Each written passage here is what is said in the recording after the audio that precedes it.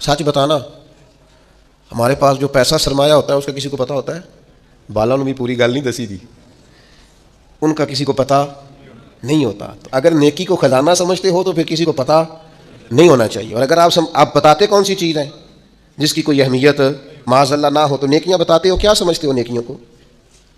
کر کے لوگوں کے سامنے اظہار کرتے ہو, کیا تم نے سمجھا ہے عبادت کو؟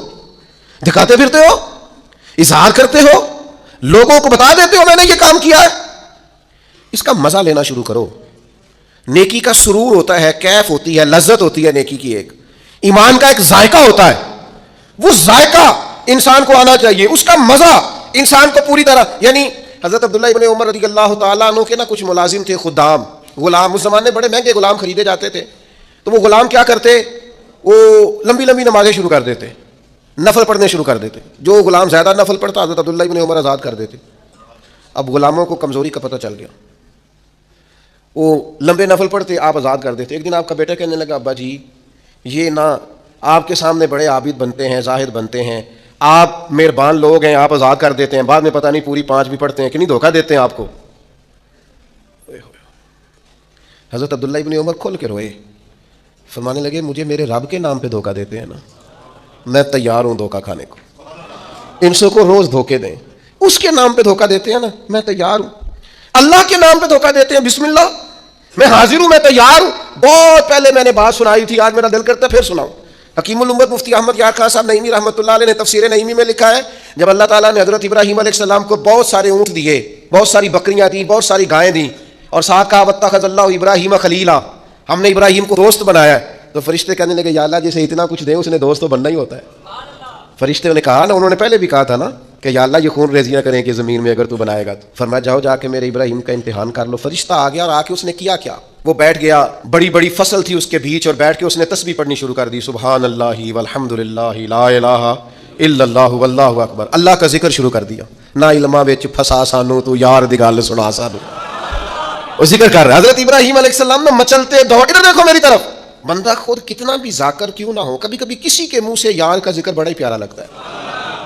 میں نے ایک محفل میں حاضر تھا تو نعت خان نعت پڑھ رہا تھا, تیری نسبت نے سوارا میرا انداز حیات, میں اگر تیرا نہ ہوتا سگے دنیا ہوتا, سگ کا معنی کتا, اگر تیرا نہ ہوتا تو دنیا کا کتا ہوتا, میں بھی کہیں مال کما رہا ہوتا, میں بھی کہیں چکر میں پڑا ہوتا دھوکے.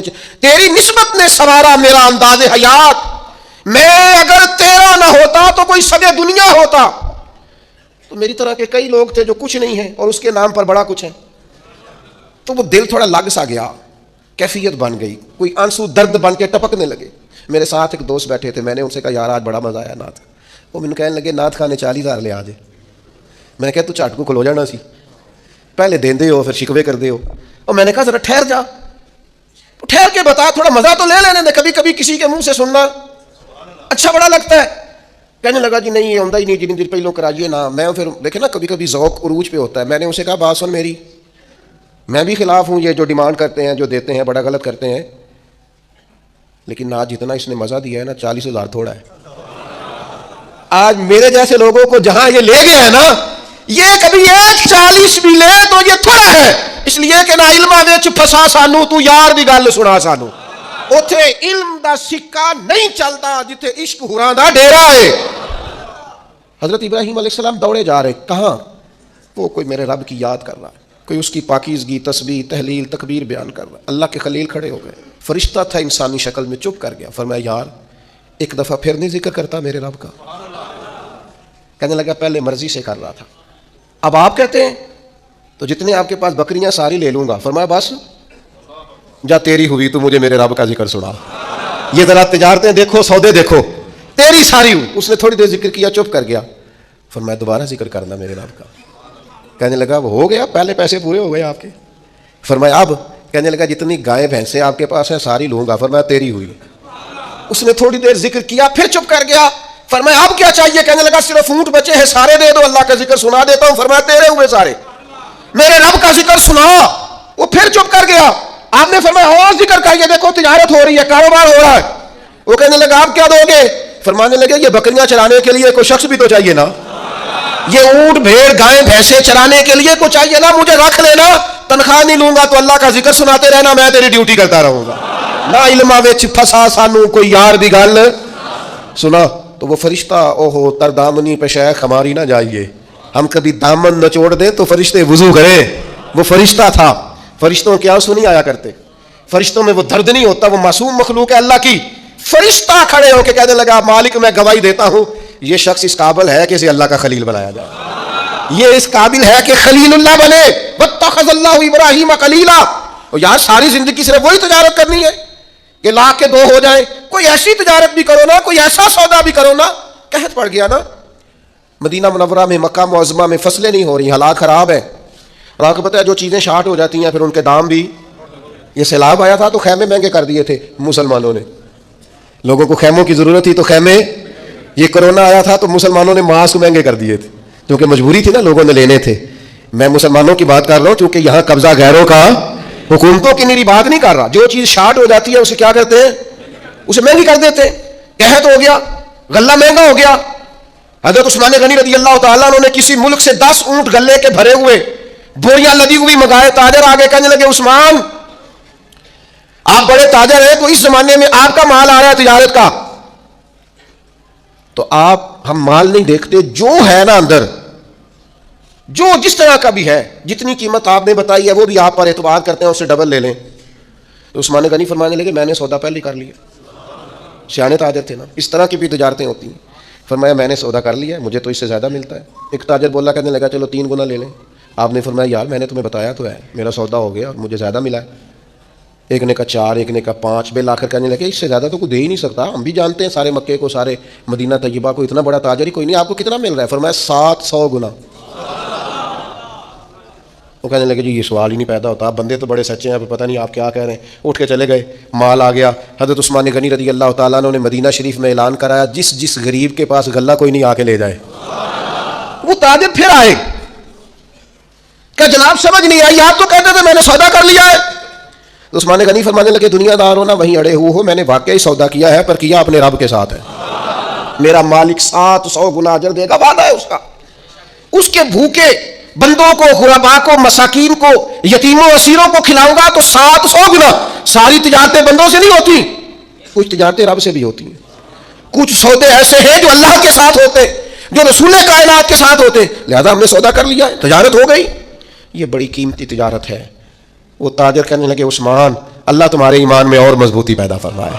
क्या जब जब लोग रेट बढ़ा के चीजें बेच सकते हैं, आपने फ्री कर दिए, फी सबीलिल्लाह कर दी। दोस्तों कुछ तिजारतें ऐसी हैं जो अल्लाह के साथ भी करो, कुछ सौदे ऐसे हैं जो कयामत के लिए भी बचा के रखो। कुछ चीजों का ना आप यकीन करें, जहां जिसका जो भी ताल्लुक है सिर्फ दुनिया के लिए, सिर्फ दुनियादारी सीधी करते हैं। मुर्शद के पास एक मैंने बात करनी है, और वो मेरे दोस्त बड़े मुझसे प्यार करते हैं और मैं भी बड़ा ही प्यार करता हूँ। मस्जिद में बैठा हूँ और बावुज़ू हूँ और दयानतदारी से कह रहा हूँ मुझे अपने संगियों से बड़ा ही प्यार है। लोग कहते हैं पीर झूठे हैं, जाली हैं। मेरा कहना यह है कि मुरीद भी बड़े जाली हैं। वो पीर साहब से आके कहते हैं मेरी दुनियादारी नहीं चल रही, कोई दुआ कर दें। दुनियादारी से पीर का क्या ताल्लुक? ये तूने जाके मशवरा किसी ताजर से कर लेना था, पैसे कैसे कमाया जाता है। जाली मुरीदी करते हो, जिससे सिर्फ अल्लाह रसूल के लिए रिश्ता रखना चाहिए था उससे दुनियादारी का रिश्ता रखते हो, उससे वो वाला ताल्लुक बनाते हो जिससे थोड़ी दुनिया चमके, लोगों को पता चले मेरा ताल्लुक है, मेरा राब्ता है। हजरत सुल्तान बाहू रहमतुल्लाह ने रो के कहने लगे, किसी ने कहा था हुजूर बड़े मुरीद है आपके, तो हजरत सुल्तान बाहू रो पड़े, फरमाने लगे रब दा तालब कोई नहीं मिले, ये जो मिले तालब ज़रदाहू, ये दुनिया के तालब मिले, दुनिया के। ये यहां भी आते हैं, नमाज पढ़ूं तो रिस्क में बरकत हो जाए, नमाज पढ़ूं तो कारोबार चल जाए, अल्लाह अल्लाह करूं तो मेरा फलाना काम हो जाए, कोई वजीफा बता दे मुश्किलें हल हो जाए।